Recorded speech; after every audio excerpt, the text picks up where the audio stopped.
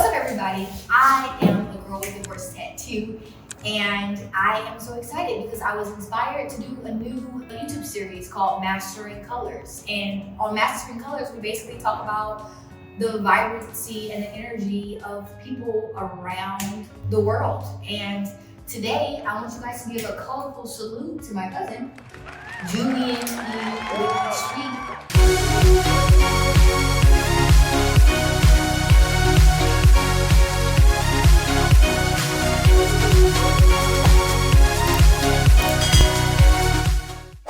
What inspires you, Julian? What inspires me? Purpose. I think it's just like the anchor that we all should have when passion runs out. Right. You know, passion is great. Right. Passion is phenomenal, but it burns out. And when you don't have passion, you need purpose. What is my reason for doing this? And so that's what inspires me. My purpose is to create, so that's my inspiration.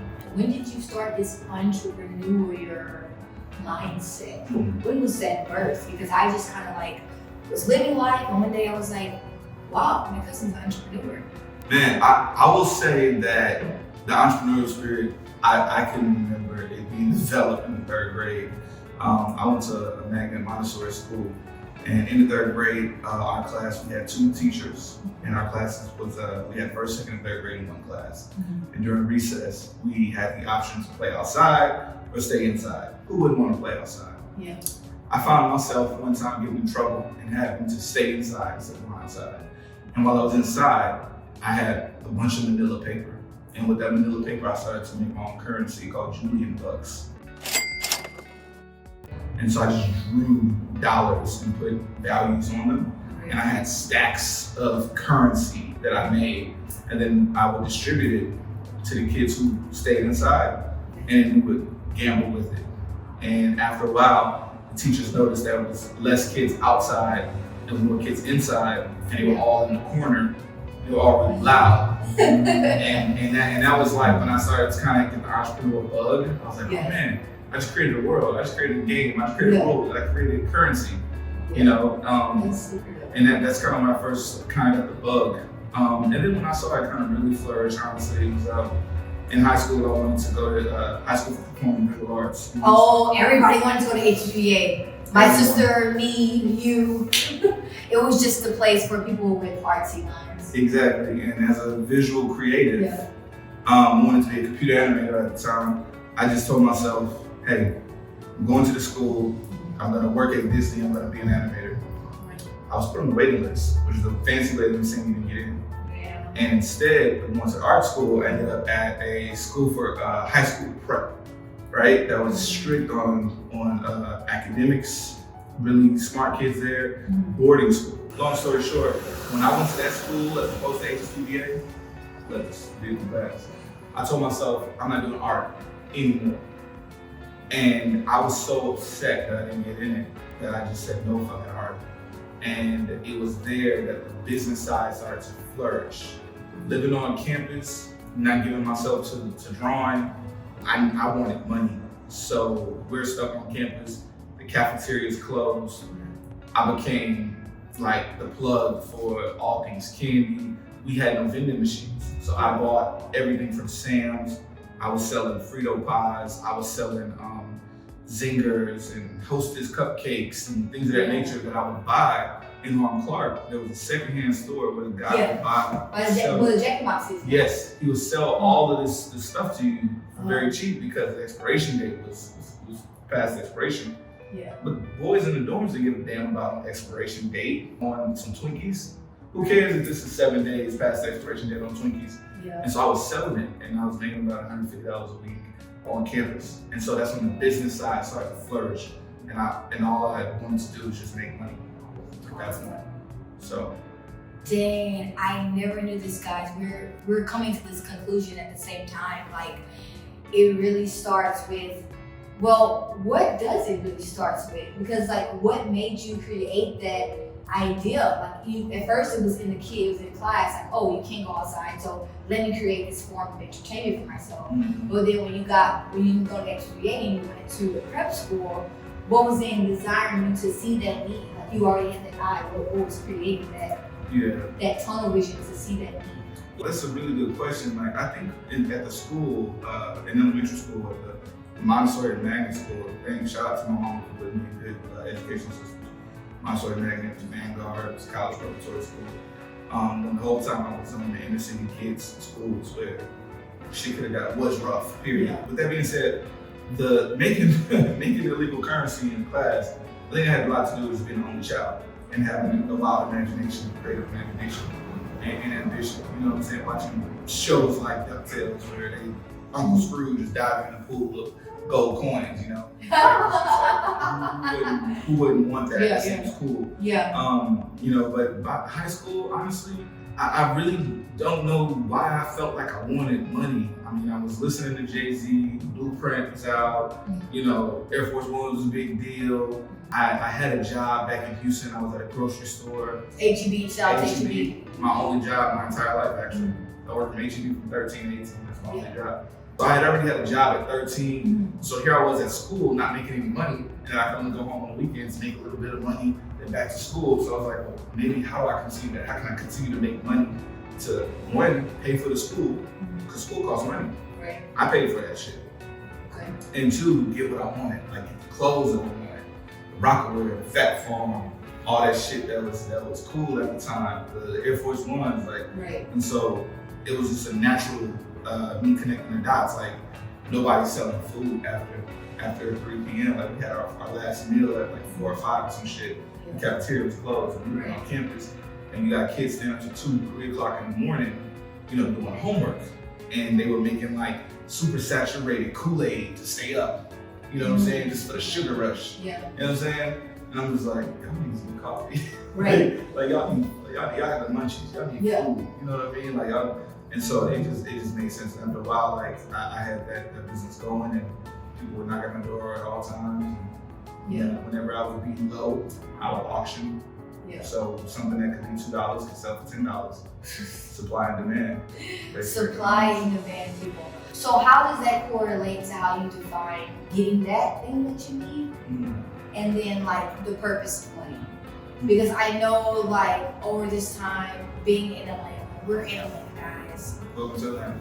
Welcome to Atlanta. And I know in the car we've had some conversations about like, you know, money is only as valuable as the person taking the money. And so how did that pursuit kind of just grow and elevate once you got the things you wanted? Do you think there is like a stopping point? Like, because there's always going to be something you want. So what then becomes your motivator? Yeah, that's a good point. I mean, for me, I think it's a unique relationship with money. I know that plenty of people can relate to my relationship with money. I just don't think it's very popular. I actually think that money's just a tool. So when you say you get some money and there's more things that you want, I agree with you from the perspective of I've seen that, but there's not a lot of shit that I want. You know, I know that I want some horses. I know I want to live in the country. These are things that I don't tangibly have right now. But I imagine like once I have a ranch and some horses, and you know, I don't know. As long as all the basic needs are met, everything else is just extra.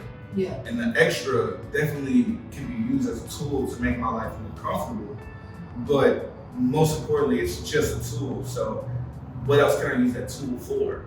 And at that point, you start to think about, at least for me, when it comes to money, I can use this tool maybe for influence, maybe for power. Maybe I can influence my neighborhood.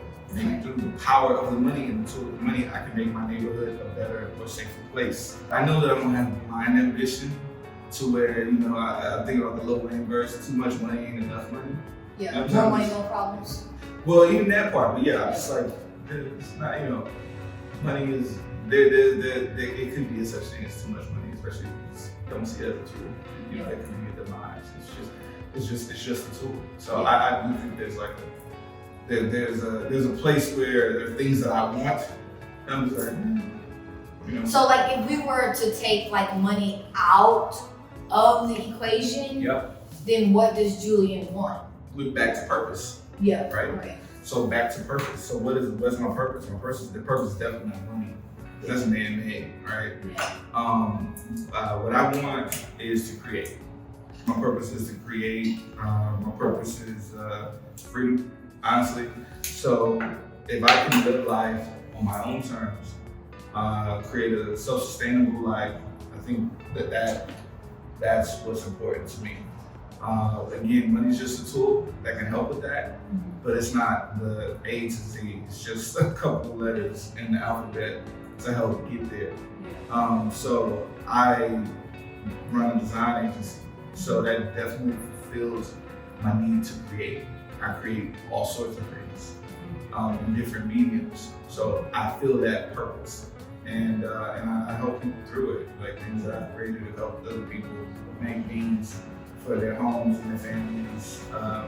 It's helped me, gain access and make money as well. That's a part of my purpose, not the. Yeah. And I also see you really distributing identity to people. Like I feel like if you did have pillars, like I know you were talking about being more present in the social media world, and if you did have pillars, I would give one of your pillars to identity, because that is really, really important to you. And how we were talking upstairs about having tangible things to correlate to that identity. It's almost like evidence, right? And giving people a sense of purpose and pride, because you know how good it feels when you get yourself a sense. And so you kind of monetize something you've done for yourself at home, work behind the scenes. I think that's so beautiful, because at the end of the day, the essential dilemma is, who am I and why am I here? And so if we could just segue to how you define family and how that is a part of, your branding, and how that has influenced Whitley Street, that would be great. So how do you define family? How do you correlate that to your business? First off, thanks for the consultation. Honestly, for you to be a pillar for you is identity, from just our conversation since you've been here for a couple of hours in Atlanta, that's really the consultation. That's a really good idea. It's something that I'll continue to explore after this conversation, the conversation of identity, what that means. How do I define family? I mean, on one hand, very basic, who I'm related to. So okay, we have the same DNA, we have the same features, and we share cultural, contextual experiences, and so we're family. And then even in the culture outside of that, that immediate family culture, oh, you're Black, I'm Black, we have shared experiences, what it's like when a cop pulls up behind you, what it's like, wearing Navigate America, wearing a bonnet before you go to sleep, that type of shit. So I get that culturally that's a familiar part, but I've been thinking a lot less of family these days and more of tribe, more of community. Really is the word I'm gonna use, more than tribe, but community. And I think community, for me, goes back to what we talked about at the beginning, what's our purpose? If we have a shared purpose, and if we are both assets to each other, then I want to build a community. More so than family. I want to connect with you. I want to be able to help you. If we were talking from a rural perspective, you have the corn, I have peas. You have okra, I got green beans. You know what I'm saying? Yeah. I got the chickens, you got the cows. Yeah. We both like these things, need these things, and we both want to, let's say, be self-sustainable, or we both want to, feed the people in our neighborhood. Provide for our families. We're connected from a purpose perspective. I want you in my community, especially if we have a respect for each other. And to me, that is more important right now than just the idea of family. Because you have family, the people that you're related to that aren't part of your community, that don't align with your purpose, that aren't assets to your life. Thanks for sharing. No problem. Let's just talk about something more lighter, more current, more relevant. I know that I've talked to a lot of people so far on my YouTube channel, Agirlwithahorsetattoo, and we have talked about all of the different dating apps and how people don't court anymore and people don't know what they want. It's always a game. People don't know what their boundaries. There's a taboo around therapy, and I really just want to hear from you, like from your experiences. Is it that the male is playing too many games, or is it that the woman doesn't know what she wants, or is it too many fish in the sea? From your experience, how would you think? Do you think women know what they want, or is it just like a perception of no one knows what they want? And then until you know what you want as an individual, you would never be ready for trying to find your compatibility match. Yeah, I like the at the end of the question that you're asking. So when you talk about being ready for what you want as an individual and finding a compatibility match, I believe that whether you're ready or not, you kind of attract where you are for the most part. Yeah. You know, and I don't know if a lot of people agree with that or even see it. Even if like person A is with person B breaks person A's heart, you know, you put the heartbreak aside, you put ego and pride aside, and you be like, at the core of person A and the core of person B, the light and the shadows, the good and the bad, how much were you guys attracted to each other? You know what I'm saying? Yeah. She's like, oh, I'm a codependent lover. And you attract somebody that's perfect for that codependency. I'm detached and, you know, whatever, you attract someone perfect for that detachment. I got mama issues, you know, you attract somebody that's perfect for that. And it's not a great relationship, but it's exactly what you needed in that moment.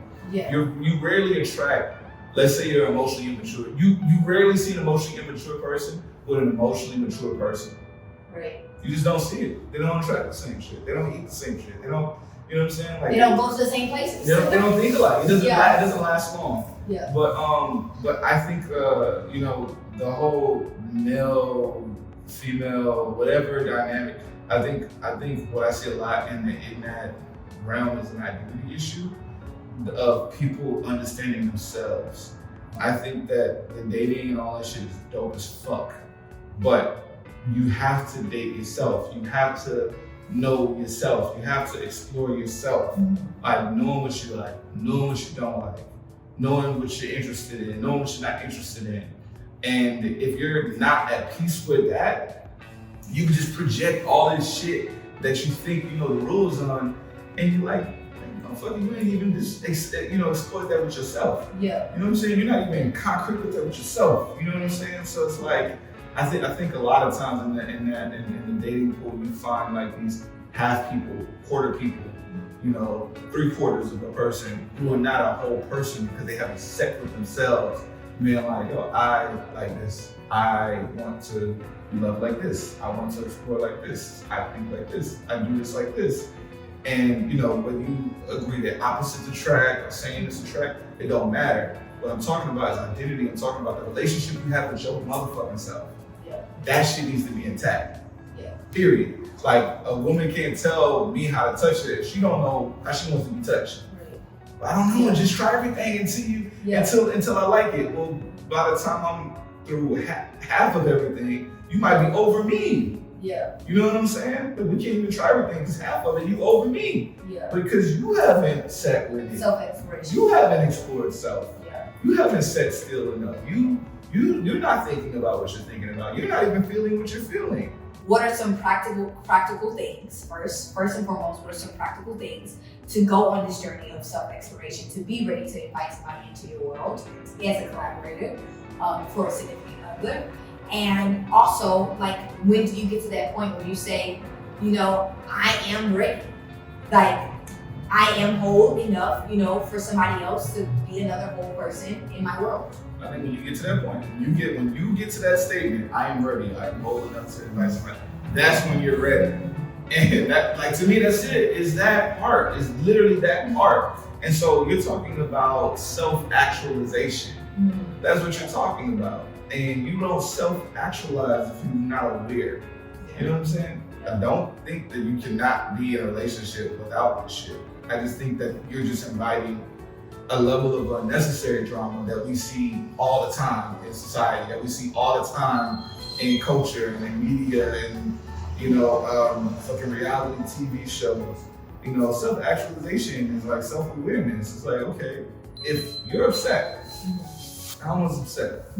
And I ask you, what are you upset about? I have to know. You need to know. In order to progress the conversation forward. Listen, even if you don't, if you have the tools to I have at to least communicate that in discover, time to.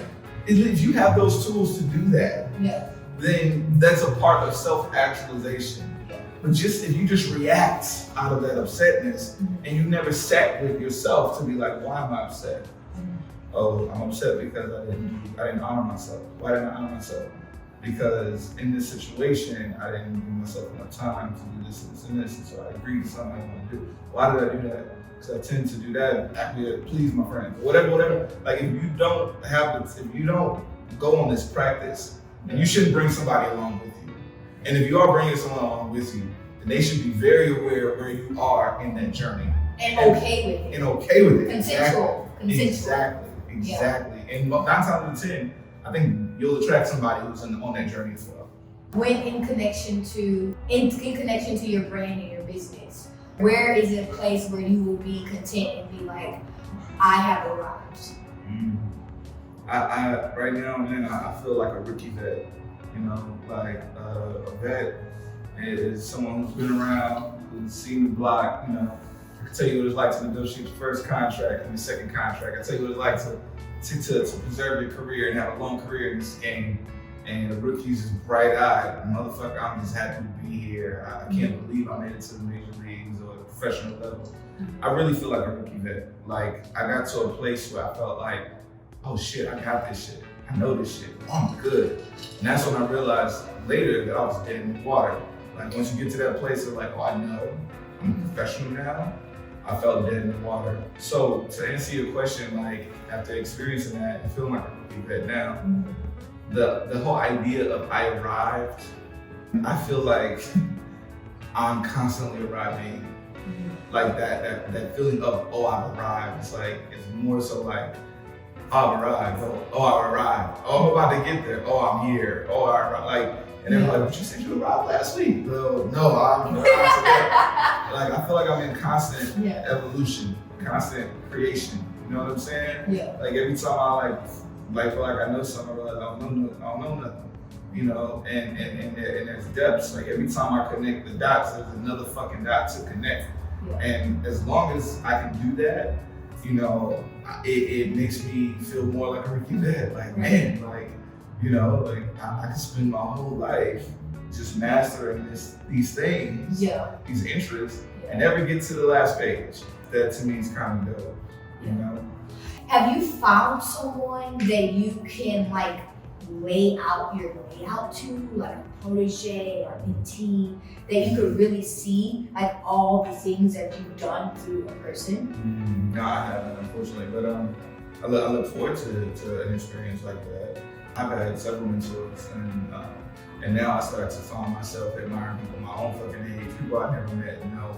But no, I haven't had like a younger protege that I feel like I could teach them game to and just lay it out from, because we have the same purpose, similar goals, similar industry, interests. I haven't had that, but I do mentor.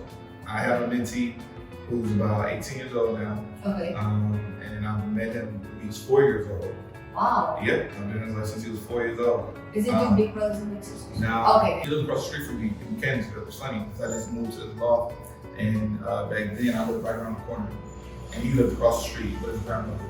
That's his thing. Like his grandmother's transitioned, you know, his family has grown, and we still hang out, keep in touch. Shout out to Nariana.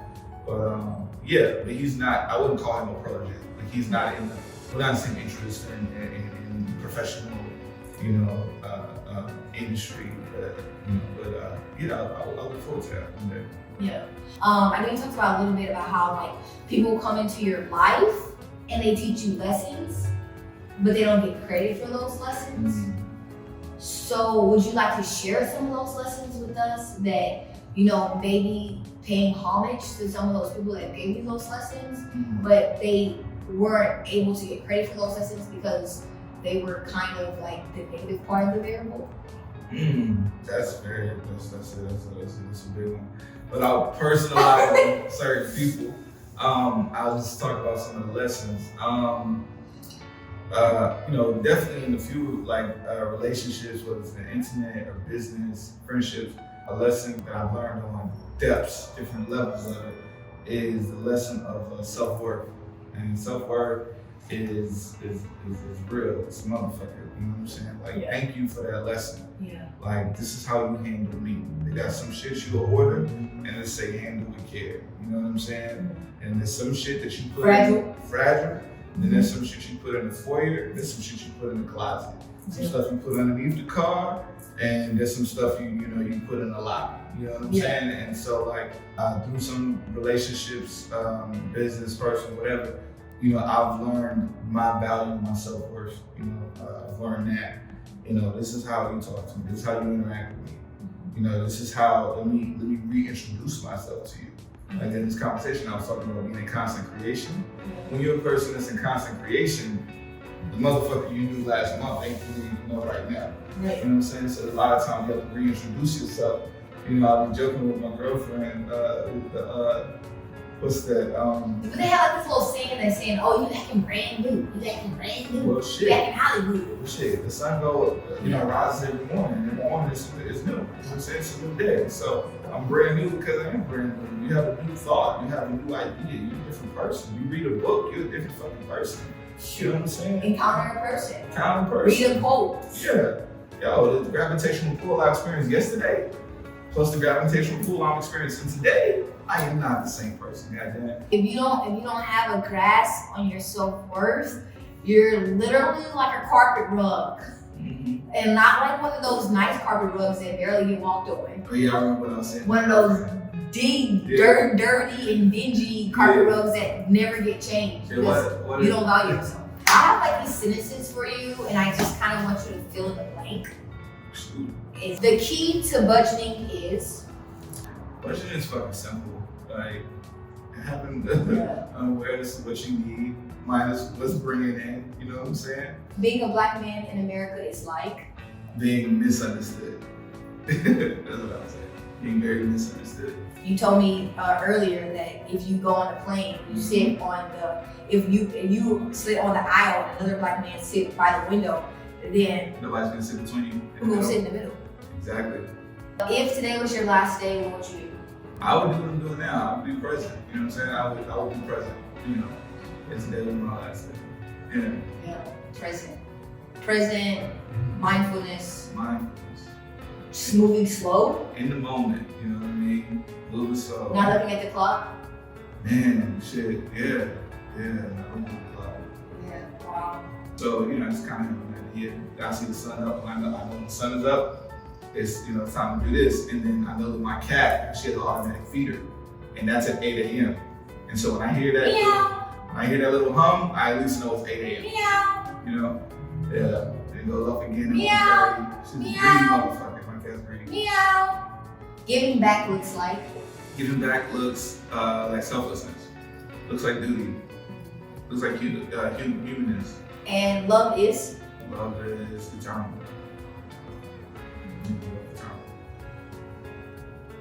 Well, there you go, folks. Well, don't be shy with us. We're starting a new series, Mastering Colors. This has been Julian E. Whitley Street. Look out for him on all social media platforms. Oh, coming out there. Please. God damn. Please. Social security And number. my name is Alma Barbara Curtis White. ABC. A girl with a horse tattoo. Please like, comment. It's all free $99. And subscribe if you want to see more content. Thank you so much for being here. I appreciate your time. I know time is a resource and it is not taken lightly over here. Amen. Until next time, peace out.